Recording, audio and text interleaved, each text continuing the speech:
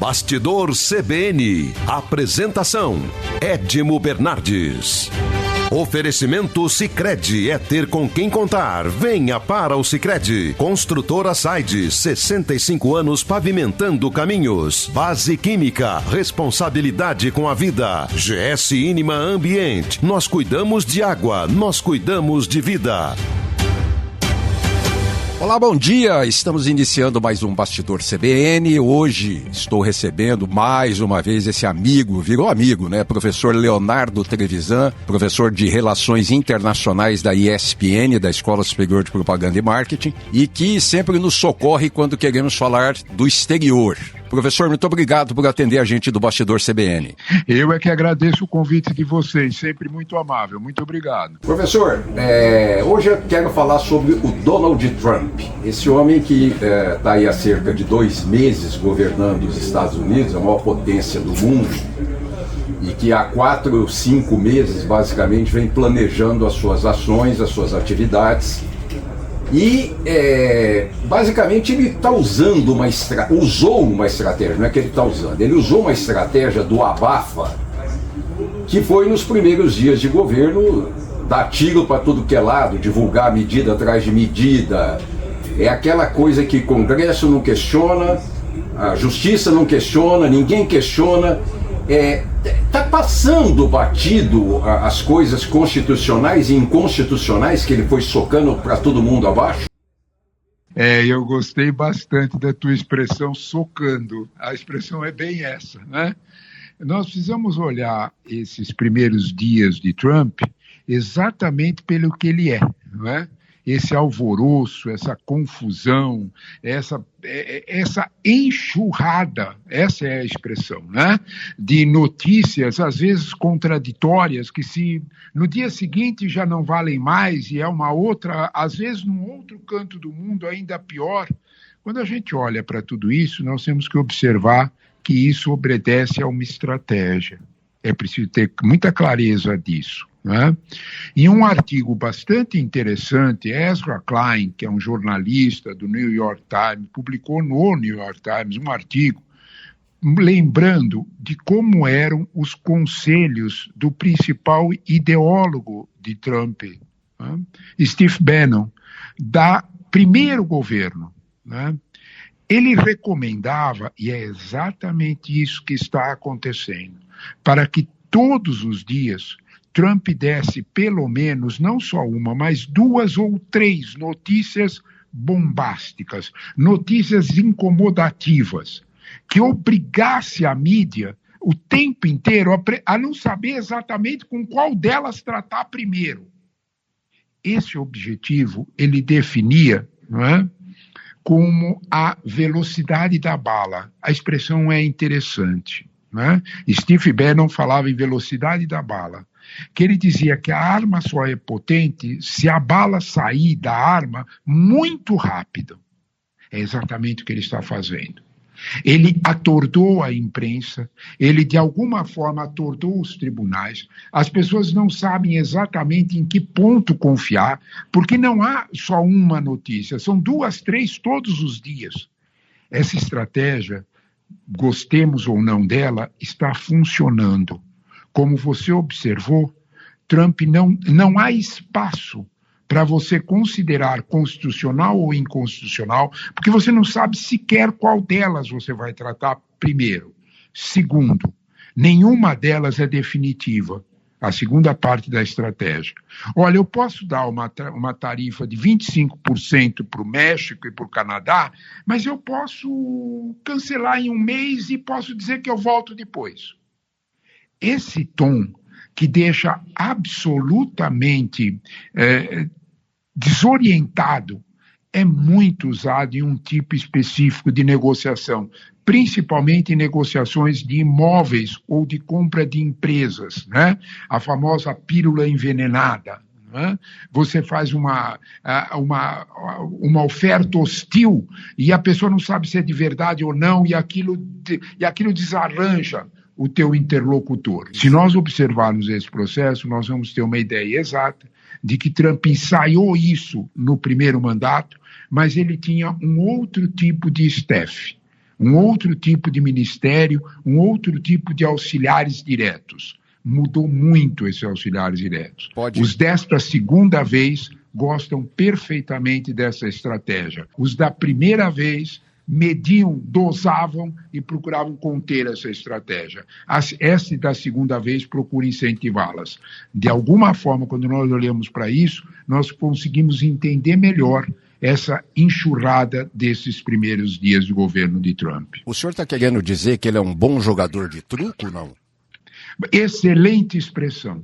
Ele é um bom jogador de truco. Eu não sei se Trump sabe jogar truco, como em todo o interior de São Paulo se sabe muito bem, mas eu desconfio que se ele soubesse, ele seria um adversário perigoso.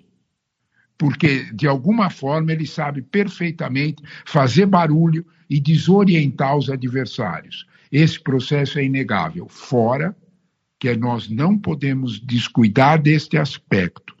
Trump talvez seja, nos últimos anos, o melhor comunicador que já esteve na Casa Branca. Eu vou repetir.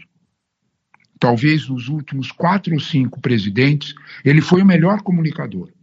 Ele sabe usar como ninguém aquilo que foi uma expressão usada aqui por uma jornalista brasileira, o canhão que ele tem na boca. Ele sabe usar como ninguém. Ele só precisa pensar, né? Como aconteceu com o presidente francês. Ele só precisa pensar, porque falar que a Ucrânia vai ter que devolver o dinheiro que os Estados Unidos mandou para lá e ser corrigido pelo Macron na frente de todo mundo, e ele ficar com aquela carinha de que ele deu uma risadinha assim meio sem graça, mas ele precisa pensar direitinho, né? Esse é outro ponto, né?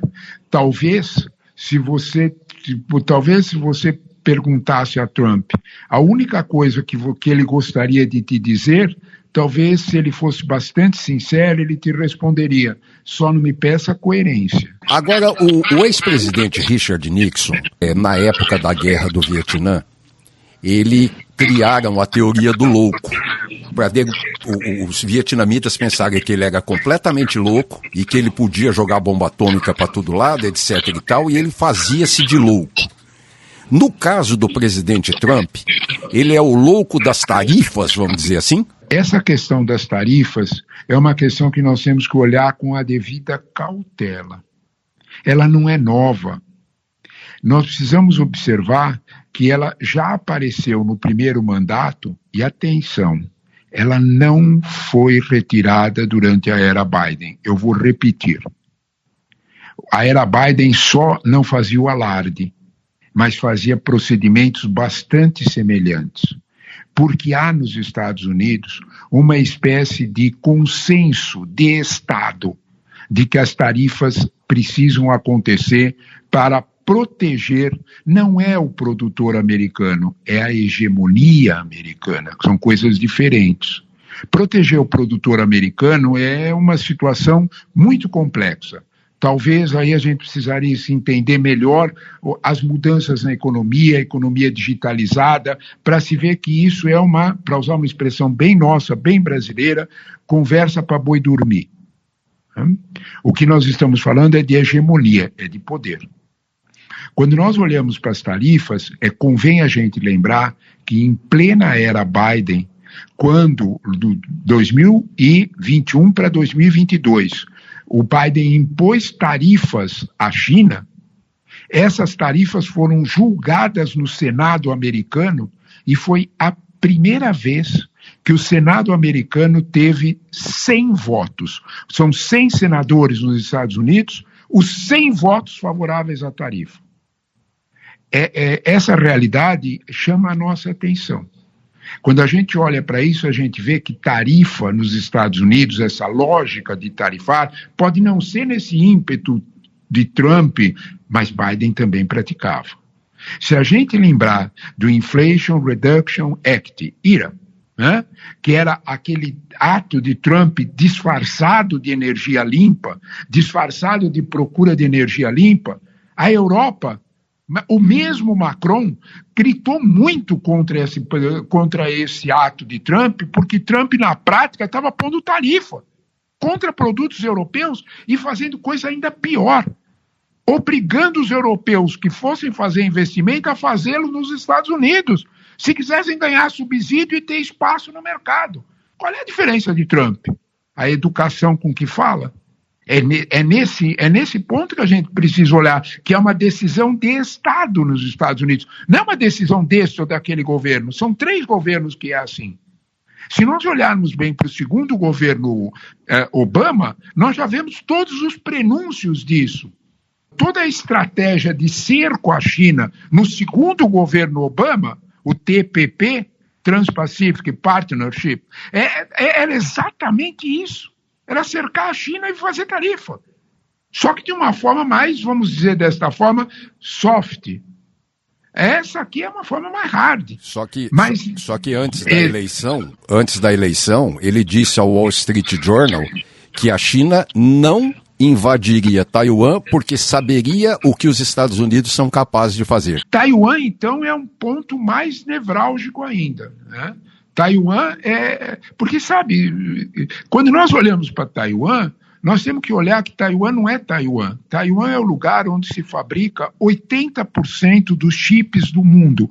Precisa repetir a informação, porque senão as pessoas podem pensar que eu viro mal. É isso mesmo, 80%. Quando a gente fala de chip, nós não estamos falando só do carro elétrico sofisticado. Qualquer cafeteira hoje mais moderna tem chip. Tudo tem chip. Nenhum celular existe sem ele. Então, quando nós olhamos para esta realidade, nós temos que pensar claramente que Taiwan tem um papel na economia mundial que é fundamental.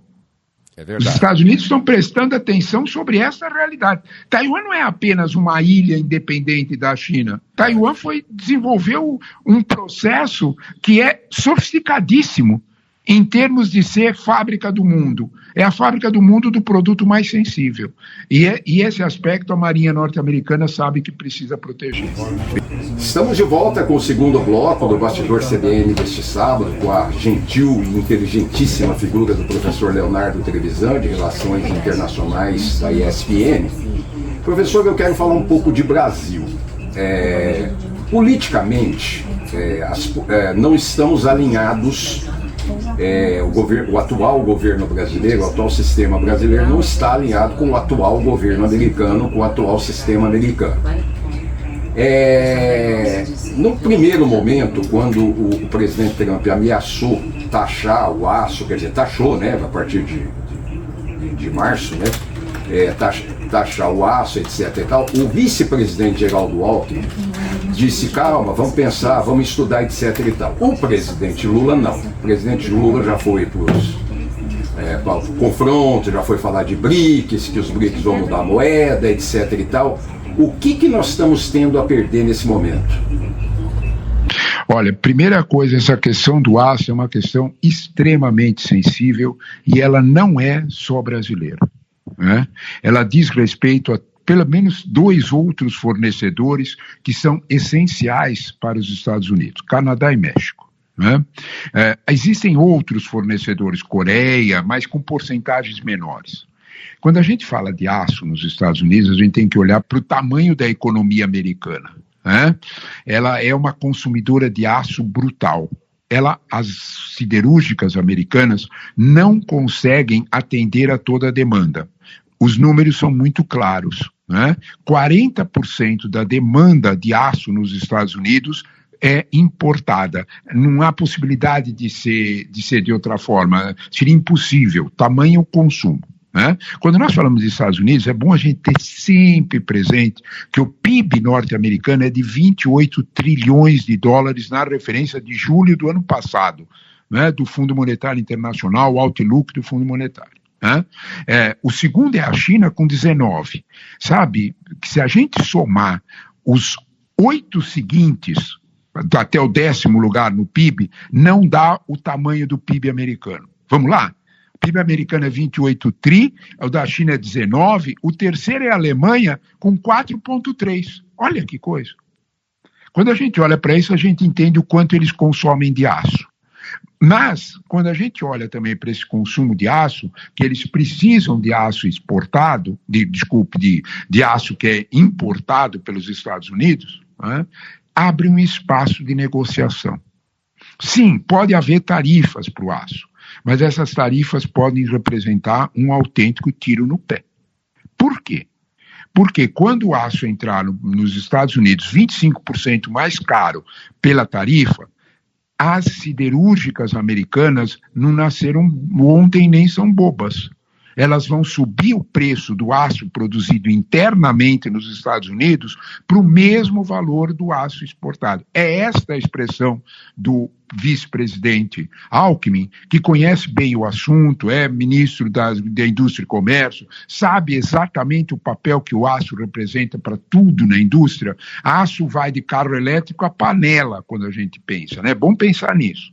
Tudo tem aço, construção civil, tudo. Então, quando a gente olha para essa realidade, né, a gente precisa ter claro que vai ter que sentar para negociar, porque se o preço do aço produzido internamente subir junto com as tarifas, o nome disso é uma brutal inflação. E é claro que o Banco Central americano não quer ouvir falar disso. Então, quando nós olhamos para esse quadro, nós temos ainda que ver que uma coisa são as ameaças de negociação. Outra coisa bem diferente é a realidade. Os Estados Unidos precisam de aço como precisam de alumínio. Esta realidade, de alguma forma, vai obrigar a que todo mundo sente na mesa e negocie. A possibilidade de negociação é bastante alta para todos os fornecedores. Mas de uma forma ou de outra, as indústrias siderúrgicas americana aumentando o preço ou sobretaxando o que encareceria o preço internacional, haverá inflação. Haverá inflação. Todos os fornecedores de aço sabem disso. Então, quando nós olhamos para isso, nós olhamos o campo da negociação, o campo... Vamos falar numa linguagem bem clara.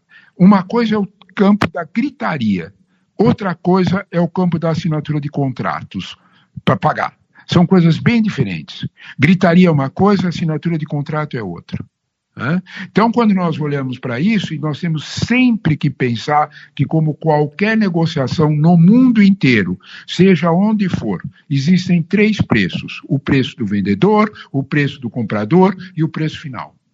Então, quando nós olhamos para isso, de alguma forma a questão do aço ainda está apenas no início das negociações. No primeiro governo Trump, ele fez tarifas semelhantes para aço. Né? Inclusive depois abriu cotas para o aço brasileiro entrar sem tarifas, numa situação acomodadora do quadro. Não é? É bastante provável que nós caminhemos para uma situação semelhante, né? Que tenha tarifa, mas tenha cotas, e as cotas de alguma forma acomodem um preço e façam uma transição. Isso aconteceu durante o primeiro governo Trump e com o aço brasileiro, com o aço canadense, e eu acho que vai voltar a acontecer porque a realidade vai cobrar seu preço. E me parece que teve uma mira, né, o tiroteio inicialmente, China, Brasil, Canadá, México, esses primeiros alvos dele, né? Segundo o escritor Javier Dias Jiménez, ele disse que conflitos e tensões são sempre contra os negócios, não a favor dele. Mas como é que, se ele quer empresarialmente tocar os Estados Unidos, ele está indo contra os negócios? Não, eu desconfio, né, que Trump é um negociador que faz parte de uma escola de negociação que é a de você assustar teu interlocutor. Depende se o interlocutor vai comprar ou não o medo. A lógica da negociação de Trump não é a da gentileza, é a da imposição do medo. É uma forma de negociação. Isso é muito comum em negociação entre empresas. Existem pessoas que estudam muito isso e definem formatos de negociação e pessoas que as praticam esses diferentes formatos nas empresas. Trump é um deles. E, de alguma forma, a gente precisa observar que Trump, no final, é um negociador. Os chineses conhecem bem Trump e, de alguma forma, sabem como negociar com Trump para que, de algum modo, o medo não tome conta, o medo não dirija as contas. Né? E no caso específico da China, as negociações... Porque nós temos que entender um ponto muito sensível em torno de Trump e do governo Trump.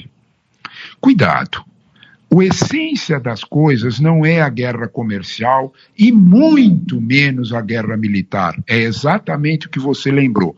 Guerra, gritaria prejudica negócios.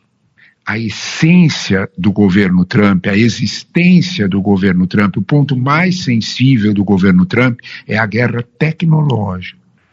Aí é que está o X da história.